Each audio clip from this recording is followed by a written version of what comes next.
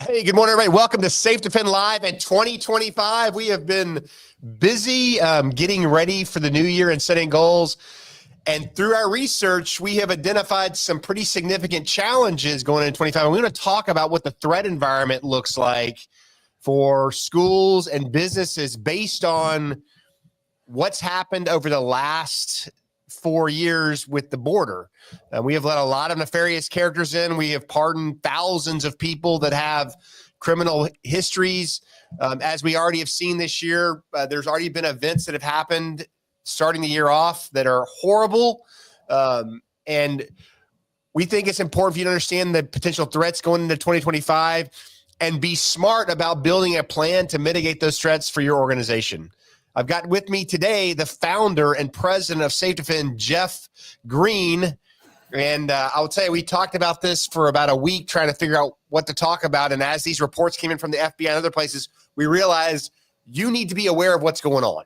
Right. Because you're not getting these reports and we are. And so we want to share the information we're receiving from our contacts and let you know what you may be dealing with over the next 12 months until we get things settled down in the country.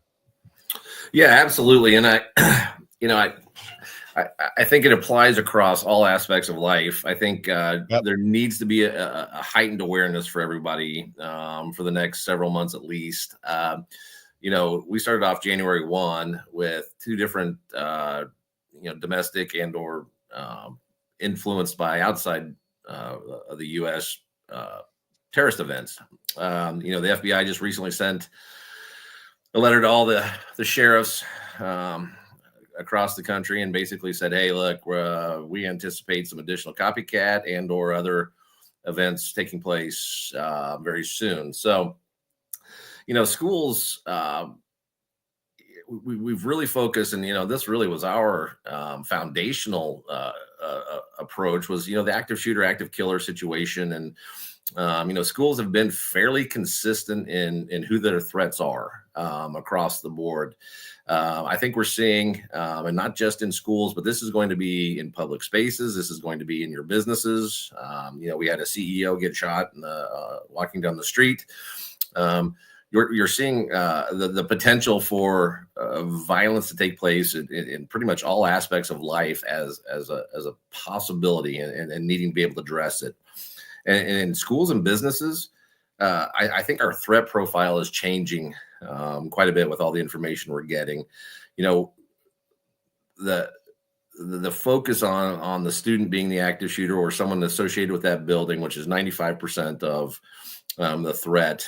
I think that number is going to start to change. I think we're going to start seeing more outside threats to all aspects of life. We talk so much about situational awareness and so much about paying attention to your environment. And again, I really want to stress that doesn't mean live in fear, but that means live in awareness and being able to really focus on, living your life, but maintaining a level of awareness and situational awareness that is going to be critical, I think, in the next 12 months plus as we move through this year. Well, Jeff, I think you're right. And here's the thing we need to realize. So look at the attacks that happened to start the year off. New Orleans, soft target, right? Absolutely. Barriers weren't in place. The individual who was individual radical, made a decision to go to a place where there were a lot of people and do damage. If you have a soft target, you are prime for having something happen to you, period.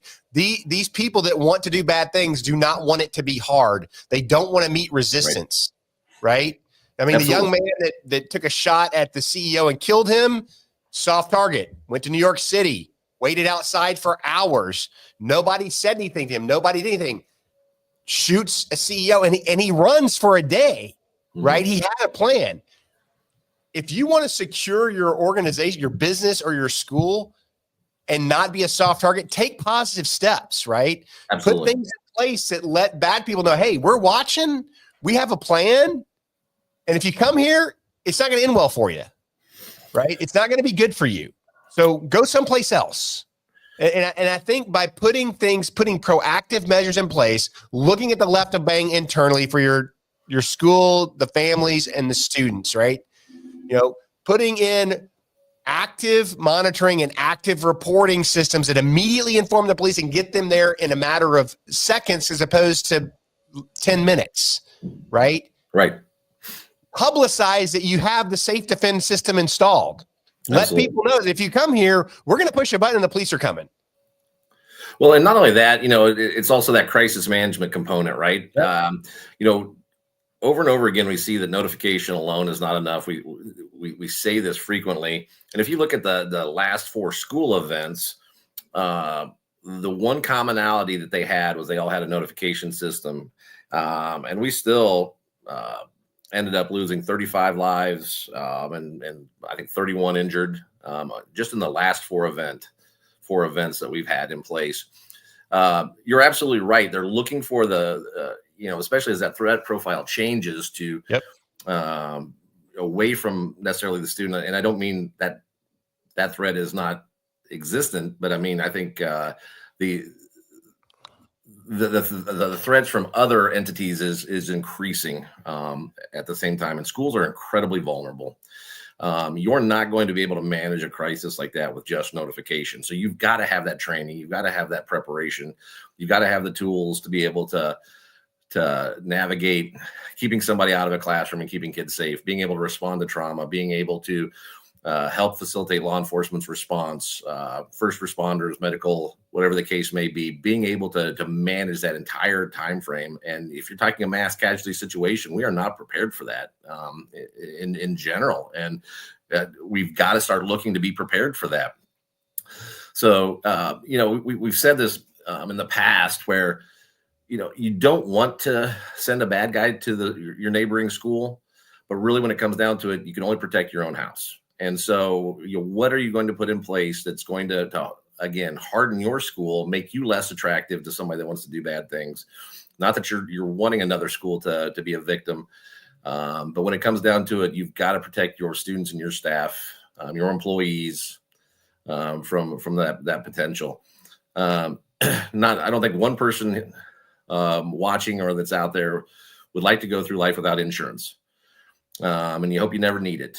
But you're damn glad it's there when you have it. And that's really what we're building in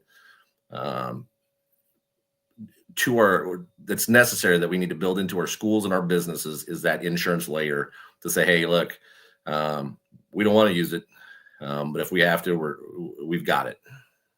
Well, and Jeff, I would offer this as well, and don't take this the wrong way, but in communities that have neglected their emergency services, we're seeing it now in certain areas of the country where we don't have the response we had 5 years ago, 10 years ago. Where you are. Right. You want to protect your kids, you better be proactive, because the police and the fire department and the ambulance folks don't have the money or the people to support like they used to. So what are you doing to protect your kids? What are you doing to protect your community? I mean, this is a real issue, folks. I don't want to pull any punches here, but we have communities that have completely neglected emergency services over the last many years, and we're starting to see the challenges associated with that neglect. That's the other reason I think the risk profile is going to be much higher in 2025, because it's easier. Right. Frankly, it's easier to go out and do something stupid because there's not as many people watching. And that can respond, and that can influence, and that can mitigate. And really that gap has got to be filled somehow. Yep. And honestly, it's going to come down to that business, that school, that manufacturing facility, that hospital. Those gaps have got to be filled if we're going to be able to protect as many people as possible. Yeah, and what I don't want you to do is say, hey, this will never happen to me, and then we're having to mourn your child because you said it would never happen to you. Right. Look, we don't know when the next event's going to happen at a school or a business or in a community. We know that we haven't done the things we need to do as a nation to secure our communities in a lot of places. So it's time to smarten up. It's time to think about, how am I going to deal with this? You pay for insurance on your house and your car. I would put a system in place to pay for insurance on my kids when they're at school. I mean, it just makes sense. So, This is a real threat. This is something we're going to see more and more of until things change, until we stand up and start securing our communities. And one of the easiest ways for you to secure your school and your business is to put a proactive emergency management system in your organization and train your people how to see a potential threat and what to do when that threat walks through the door. Interestingly enough, it's not expensive overall to reduce that vulnerability compared to so many other things that we spend money on in schools. Reducing our vulnerability and increasing the likelihood that someone would choose not to come to our school is not that expensive in the overall scheme of things. And we can work with about any budget, but you can't rely just on a notification solution, a clicker around the neck. You're going to have to start looking at the fact that schools are probably going to be targeted within the next 12 to 15 months in some capacity. Hey, Jeff, I think it's simple. We talk about it all the time. There's 3 things you have to do to be ready: prepare, notify. It's that simple. Yep. If you don't have all 3 of those bases covered, then figure it out. We can help you. Absolutely. All right, Jeff, it's great seeing you. Look good. You look like you got some sun over the holidays, hanging out at the beach with your family and friends. So good for you. I'm a little jealous. But with that, this episode is Safe Defend Live in 2025. We are out of here. Take care.